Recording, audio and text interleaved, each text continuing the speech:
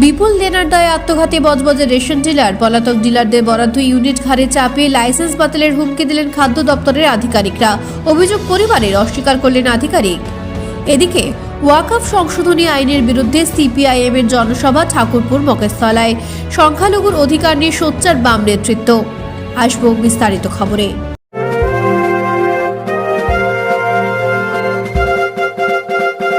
তেরা পোশাকের ঠিকানা তো একটাই, রামকৃষ্ণের 1 থেকে 4 তলাটায়। DK cafeteria and restaurant. এখানে cake, patties, chocolate, ice cream, Indian ও চাইনিজ খাবার পাবেন। কালীপুর ওরিয়েন্ট মোড়, 9334371115। উত্তর বজবজে রাত্রিবাস করার সমস্যার সমাধানে অত্যন্ত সুলভে ঘর আর অ্যাটাচ বাথরুম সহ ঘোষবিলা।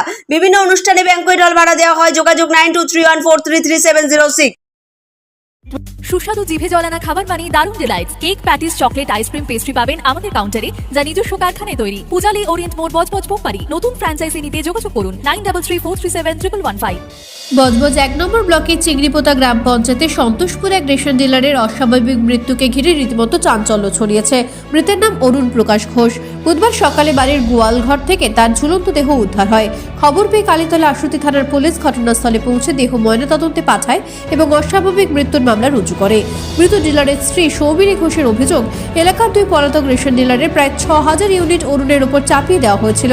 নির্ধারিত পরিমাণের তুলনায় কম খাদ্যশস্য পাওনায় নগদ টাকায় রেশন কিনে বন্টন করতে গিয়ে বিপুল দেনায় ডুবে যান তিনি।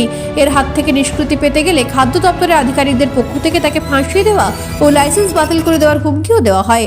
দেনার চাপ সহ্য করতে না পেরেই অরুণ আত্মঘাতী হয়েছেন বলে পরিবারের দাবি, যদিও খাদ্য দপ্তরের আধিকারিক সুজিত ঘোষ এই অভিযোগ অস্বীকার করেছেন।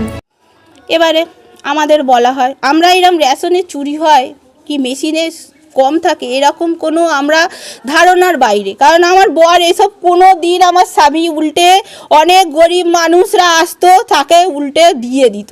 মানে ধরুন বুড়ি মানে অসুবিধা আছে তাদের টাকা দিয়ে বলো, চাল এক্সট্রা দিয়ে বলো সাহায্য করতো। পাড়াতেও আপনারা জিজ্ঞাসা করবেন ও কীরকম ধরনের মানুষ ছিল, যার বিপদ পড়তো সঙ্গে সঙ্গে দৌড়ে যেত।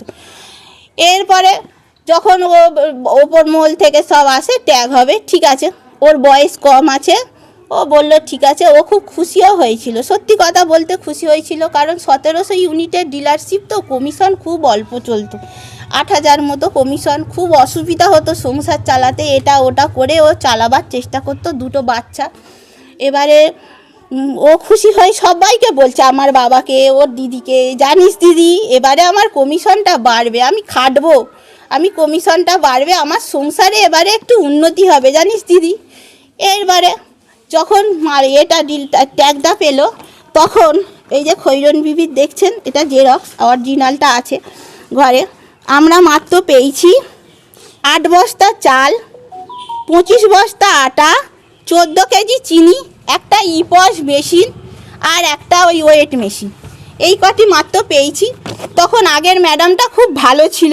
আগের ম্যাডামটা বললো যে যে ও তো মনে হয় 3 মাসের মতো মাল খেয়ে চলে গেছে, 3 মাসের মতো হয়তো মাল, যে তোমরা 5 লাখ টাকার মাল কিনে দাও।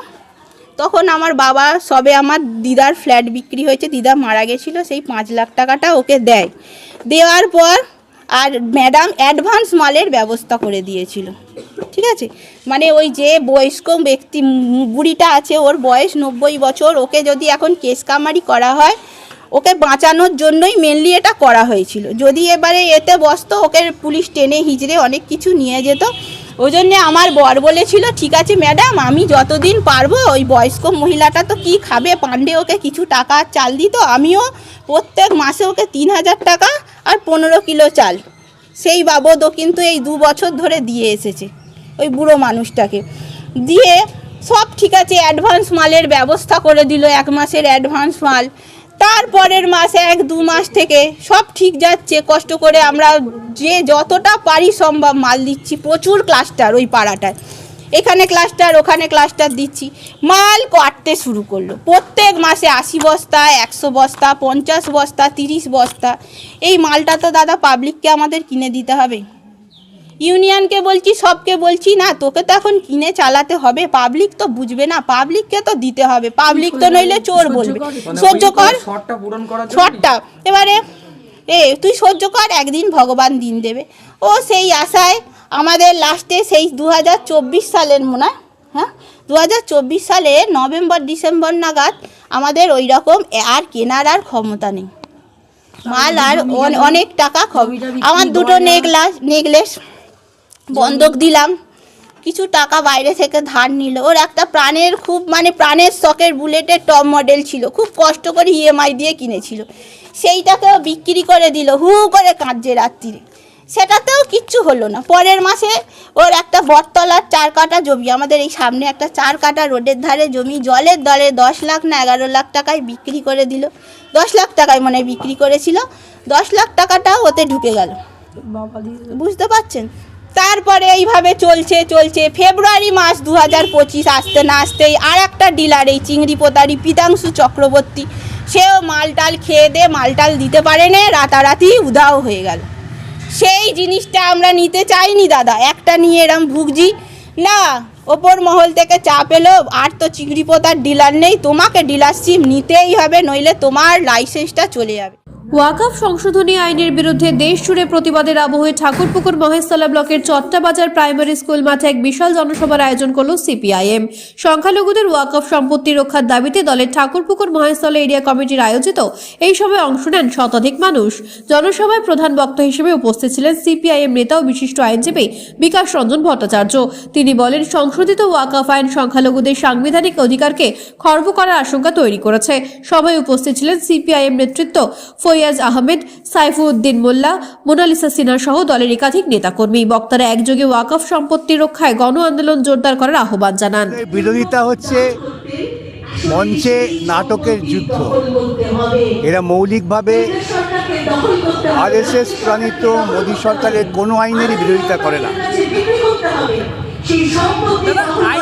দেখেছিলাম আমরা যে এখানে এডিট চলছিল, সেই জায়গা থেকে দাঁড়িয়ে দেখা গেল মুখ্যমন্ত্রী নিজে সবুজ ফাইল, সেই ফাইলের মধ্যে লুকিয়ে রয়েছে ইতিহাস।